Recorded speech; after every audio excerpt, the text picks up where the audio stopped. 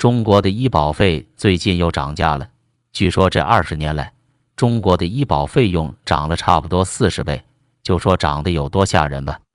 具体来说，中国农民参加的新型农村合作医疗保险，刚开始个人缴费标准只有10元人民币，而到了2024年，城乡居民基本医疗保险的个人缴费标准已经上调到了380元人民币。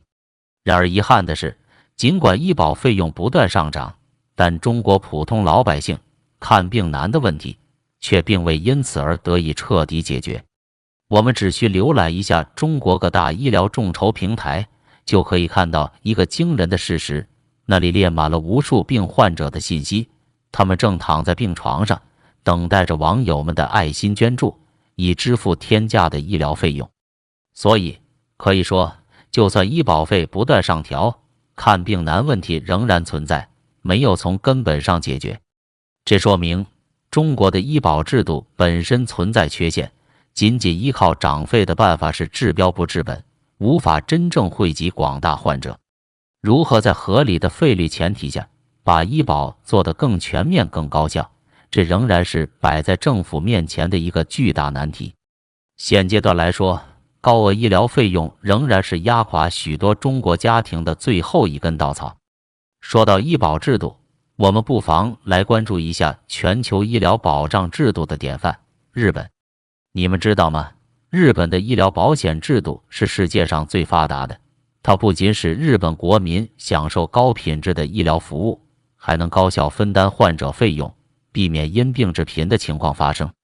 那么，日本的医疗保险制度有哪些特点呢？它是如何运作的呢？今天我就要为大家揭开这个神秘的面纱，让大家一睹为快。首先，我们要了解一下日本的医疗保险制度是一种全民保险制度，也就是说，所有居住在日本的人，无论国籍，都必须加入某种形式的公共医疗保险。这样，当他们生病或受伤的时候，就可以从保险中获得医疗补助，只需支付医疗费用的一部分，剩余的部分由保险支付。这样就可以保证每个人都能得到及时的医疗救助，不会因为贫困而失去治疗的机会。那么，日本的公共医疗保险又分为哪些种类呢？根据不同的身份和职业，日本的公共医疗保险分为2大类，一类是雇佣保险，一类是国民健康保险。雇佣保险是针对上班族、公务员等有固定收入的人群，由雇主和雇员共同缴纳保险费，主要有健康保险和后生年金2种。健康保险是用来支付医疗费用的，后生年金是用来支付退休金的。国民健康保险是针对自雇业、农业、渔业、退休人员、自由职业者和没有工作的人群，由个人自己缴纳保险费，也是用来支付医疗费用的。除了这2大类，还有一些特殊的保险，比如学校保险、海外旅行保险等，这些保险都是为了应对一些特殊的情况而设立的。那么，这些保险都是怎么缴纳的呢？一般来说，雇佣保险的保险费是由雇主和雇员各自承担一半，从雇员的工资中直接扣除，不需要额外的手续。国民健康保险的保险费则是由个人自己缴纳，每个月会收到市役所或者区役所寄来的通知书，按照通知书上的金额和期限，到指定的银行或者便利店进行缴费。保险费的金额是根据个人的收入和家庭情况而定的，一般来说，收入越高，保险费越高，反之亦然。如果有特殊的困难，可以申请减免或者分期付款。那么，这些保险都能给我们带来哪些好处呢？首先，最大的好处就是我们可以享受到自由就诊和自由开业设诊的原则，也就是说，我们可以自由选择任何保险医疗机构就诊，不需要预约，不需要转诊，也不需要额外的费用。医生也可以自由开设诊所或医院，不受政府的干预，只要符合一定的标准，就可以成为保险医疗机构。这样就可以保证医疗资源的充分利用，也可以保证医疗服务的质量和效率。其次，另一个好处就是我们可以享受到高比例的报销，也就是说，我们只需支付医疗费用的一部分，剩余的部分由保险支付。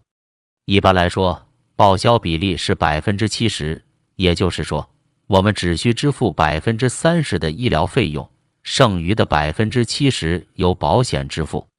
对于儿童、老人和低收入者，报销比例会更高，甚至达到100%。这样就可以有效地减轻患者的经济负担，让每个人都能负担得起看病。再次，还有一个好处就是，我们可以享受到高额疗养费上限制度，也就是说，当每月的个人负担额超过一定限额时，可以申请返还其超过限额部分的费用，或者只需支付超出部分的1%。这样就可以避免因为看病而倾家荡产的情况，也可以保证患者的合理用药，不会因为药费太贵而放弃治疗。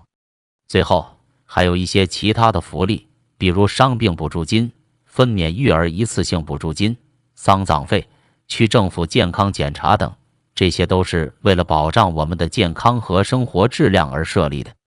所以，在日本看不到因为钱的问题而被赶出医院的绝望场景。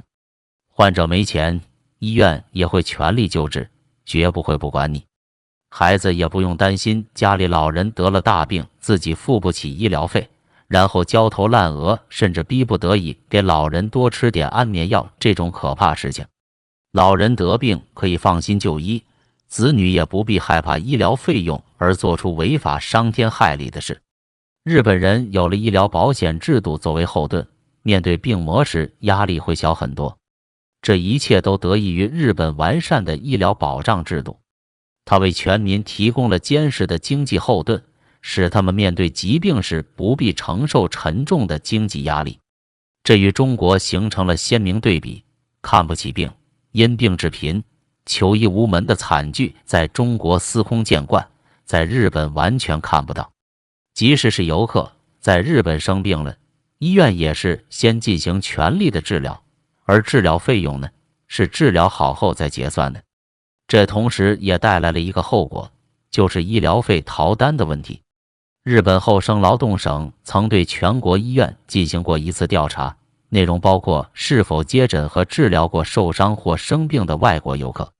调查结果显示，近一半的医院给外国人进行过治疗，其中19%出现过未支付医疗费的情况。这其中不知有多少是来自中国的游客，我们可以想象。以上就是我今天要跟大家分享的关于日本的医疗保险制度的内容，大家觉得怎么样呢？大家对中国和日本的医疗保险制度有什么看法呢？欢迎在评论区留言，我们一起交流。如果你喜欢我的视频，记得点赞、订阅和分享啊！我是在野，我们下次再见。